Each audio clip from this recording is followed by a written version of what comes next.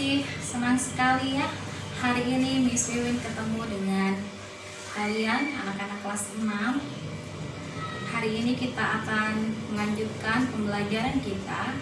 Kita masuk dalam pelajaran 2 ya, beribadahlah sebab Tuhan itu baik ya. Beribadahlah sebab Tuhan itu baik.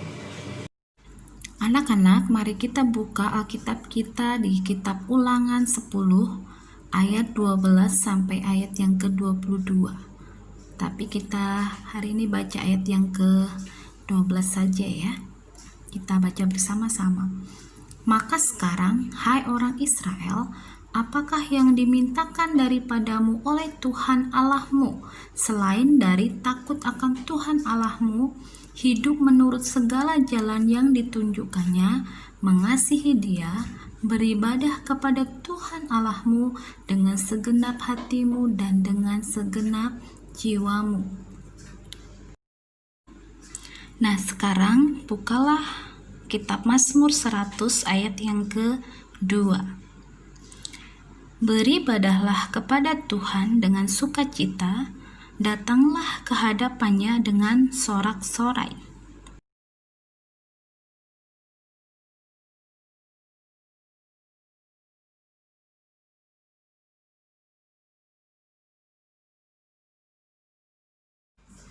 Baik anak-anak, kita sudah membaca ayat-ayat tadi. Kedua teks yang sudah kita baca tadi adalah merupakan kisah dalam perjanjian lama. Teks dalam kitab Ulangan itu tadi berisi tentang nasihat kepada umat Israel agar taat dan bersyukur kepada Tuhan. Mengapa? Karena kebaikan Tuhan selalu terjadi dalam kehidupan orang Israel. Bahkan meskipun mereka seringkali membuat hati Tuhan sedih, Tuhan selalu dan tetap baik kepada mereka. Kitab Mazmur 100 ayat 2 tadi yang sudah kita baca juga mengajak kita untuk beribadah kepada Tuhan. Dengan puitis, penulis Mazmur memuji Tuhan Allah karena kita selalu dianggap sebagai milik Allah yang selalu dipelihara dengan baik. Kita sebagai domba-domba yang dirawat oleh gembala dengan segenap kekuatannya. Gembala yang baik itu tidak pernah membiarkan kecelakaan atau hal buruk terjadi kepada domba peliharaannya, misalnya ancaman serigala, singa, atau hewan buas lainnya. Ia akan mencari hingga menemukan dombanya yang tersesat. Allah yang digambarkan seperti gembala bersikap setia selama-lamanya. Karena itu, apa yang dapat manusia lakukan adalah beribadah karena kebaikan Tuhan itu. Mengapa kita harus beribadah? Karena ibadah adalah salah satu wujud ucapan syukur kita kepada Allah atas kebaikan Tuhan dalam setiap kehidupan kita. Bentuk-bentuk ibadah apa saja yang bisa kita lakukan? Baik anak-anak, bentuk-bentuk ibadah yang bisa kita lakukan, ibadah anak-anak atau biasa kita sebut ibadah sekolah minggu. Kebaktian umum ya, yang pesertanya campuran. Ibadah keluarga ya, ibadah yang bisa kita lakukan di rumah bersama dengan anggota keluarga kita ya anak-anak ya. Ibadah dilakukan sebagai bentuk atau cara manusia merespon kebaikan Tuhan dalam hidupnya. Baiklah anak-anak, di dalam sebuah ibadah ada beberapa unsur ibadah. Di antaranya doa.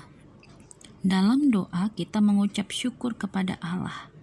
Melalui doa pula kita menyatakan penyesalan atau mengakui perbuatan salah atau dosa kita di hadapan Tuhan.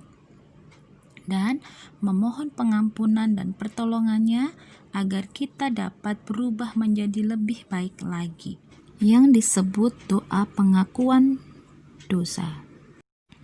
Doa epiklese atau doa memohon pertolongan dari Roh Kudus. Doa syafaat, yaitu meminta agar Tuhan menyertai orang-orang lain dalam aktivitas yang mereka lakukan. Ya, ini disebut doa syafaat. Yang berikutnya adalah doa berkat. Ya, doa ini kita sampaikan ya, memohon berkat dari Tuhan agar Tuhan menyertai kita dan selalu menolong kita ya. Unsur ibadah yang kedua adalah nyanyian. Nyanyian adalah ciri-ciri yang paling mudah dilihat dalam ibadah Kristen. Karena melalui nyanyian orang Kristen menyatakan banyak hal, misalnya pujian atau syukur kepada Tuhan, penyesalan, harapan, dan kesaksian tentang Tuhan. Dengan nyanyian, orang yang menyanyikannya dan mendengarnya akan dapat memahami kebaikan Tuhan kepada manusia dan alam ciptaannya. Unsur ibadah yang ketiga, pembacaan Alkitab dan khotbah. Unsur ini menolong kita melihat bagaimana Allah bekerja dalam kehidupan ini pada masa lampau, masa kini, dan masa depan. Melalui khotbah, kita dapat belajar tentang firman Tuhan, melakukan firman Tuhan dalam setiap kehidupan kita sehari-hari, sehingga iman kita bertumbuh dan kehidupan kita bersama-sama orang Kristen, orang lain, dan alam ciptaan dapat berlangsung harmonis dan indah. Unsur berikutnya adalah pengakuan iman. Unsur ini adalah unsur ibadah yang biasanya terdapat dalam kebaktian umum. Pengakuan iman yang paling sering diucapkan dalam kebaktian minggu adalah pengakuan iman rasuli.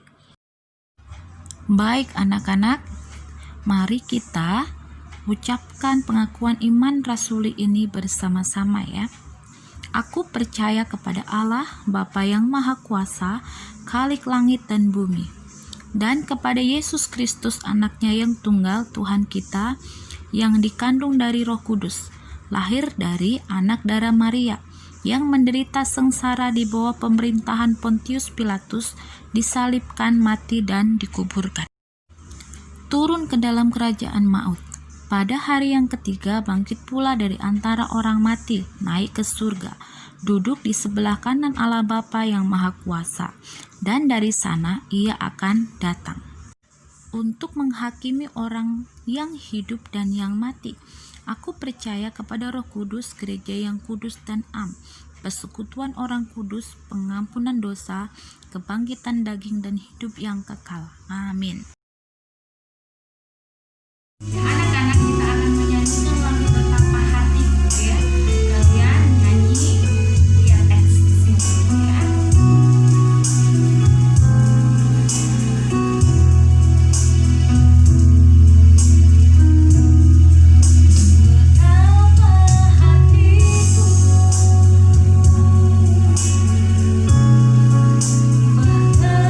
Terima kasih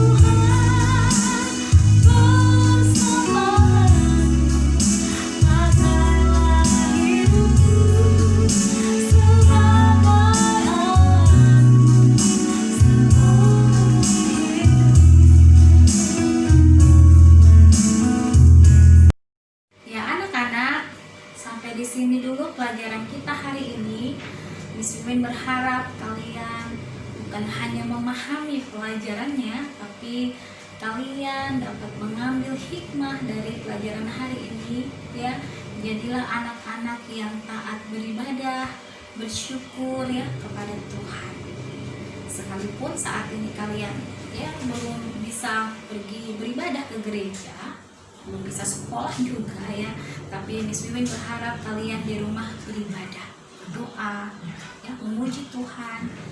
Jangan lupa membaca firman Tuhan ya. Kita akan kembali lagi di minggu yang akan datang dalam pelajaran yang sama, yaitu pendidikan agama Kristen dan budi pekerti. Tuhan Yesus memberkati kita semuanya.